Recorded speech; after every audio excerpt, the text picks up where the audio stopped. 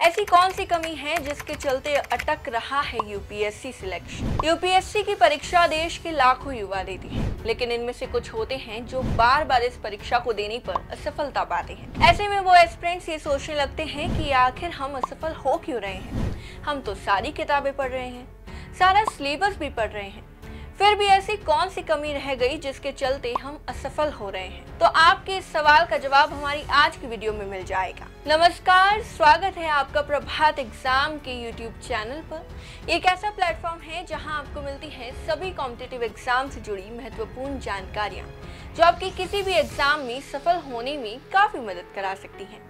अगर आप हमारे YouTube चैनल पर पहली बार आए हैं तो हमें लाइक और सब्सक्राइब जरूर करें और हमारी लेटेस्ट वीडियोस और अपडेट सबसे पहले आप तक पहुंचे, इसके लिए बेल आइकॉन को प्रेस करना ना भूलें।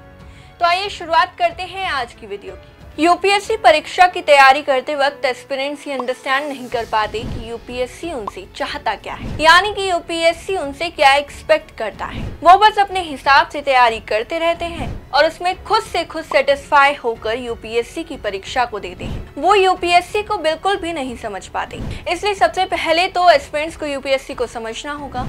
उनको ये जानना होगा कि आखिर यूपीएससी उनसे चाहता क्या है। उसके बाद ही उनको उसके हिसाब से तैयारी करनी होगी। यूपीएससी का सिलेबस काफी ज्यादा होता है। ऐसे में कई एस्पिरेंट्स उस पूरे सिलेबस को, उसमें लिखे हर टॉपिक को गहराई से पढ़ने लगते हैं, जिसमें कुछ गलत भी नहीं है।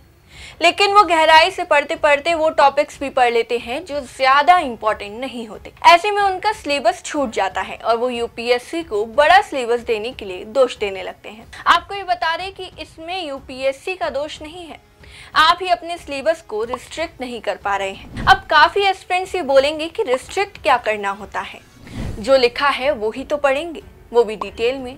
तो उन्हें हम ये कहना चाहेंगे, अगर सिलेबस में कई टॉपिक्स दिए गए हैं तो इसका मतलब ये नहीं है कि आप उन सभी टॉपिक्स को डिटेल में पढ़ें।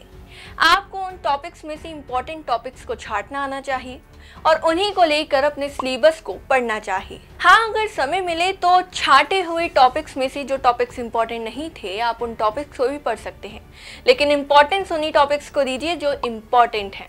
जो सबसे बड़ी गलती एस्पिरेंट्स करते हैं वो है प्रीवियस ईयर क्वेश्चन पेपर्स को इग्नोर करने की। कई एस्पिरेंट्स ये सोचते हैं कि इस साल तो अलग क्वेश्चन पेपर आएगा, तो हम प्रीवियस ईयर क्वेश्चन पेपर्स क्यों पढ़ें, हम तो इस साल के हिसाब से पढ़ेंगे ना। तो उन्हें हम ये कहना चाहेंगे, अगर आप पिछले साल के क्वेश्चन पेपर को पढ़ते हैं तो आपके कई फायदे होते हैं। जैसे आपको यूपीएससी का पेपर कैसा होता है उसका पैटर्न समझ आ जाएगा, साथ ही आपको इस चीज का भी आइडिया हो जाएगा कि कौन सा टॉपिक इम्पोर्टेंट है और कौन सा टॉपिक इम्पोर्टेंट नहीं है। एस्पिरेंट्स को सबसे ज्यादा टेस्ट पेपर सॉल्व करने चाहिए, इससे आपकी आंसर राइटिंग की प्रैक्टिस होती है। साथ ही आप कम टाइम में बेहतर आंसर लिखने की कोशिश करते हैं, क्योंकि अक्सर कई एस्पिरेंट्स के साथ ऐसा होता है कि उनको आता तो सब कुछ है, लेकिन वो समय पर अपनी परीक्षा को पूरा नहीं कर पाते।